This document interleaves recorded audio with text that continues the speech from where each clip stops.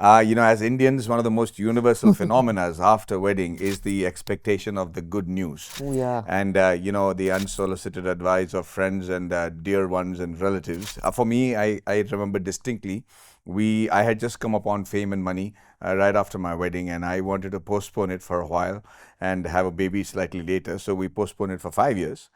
In that period, the amount of advice we got and the amount of my mother actually started going to the temples and started praying, uh, assuming that there was something wrong. But you even beat me to it, from what I hear. So, would you want to tell us about how that period was in your life? So it's actually quite similar. I got married at 24, which is super early in our world. And I turned entrepreneur at a very young age. And, life is a struggle. You're actually not super financially secure, wasn't taking a salary, living in a very tiny place in Mumbai. We had just moved back.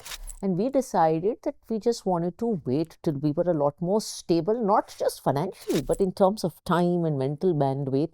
And then we tried to conceive about 8 years later. I actually had multiple miscarriages, Madhavan.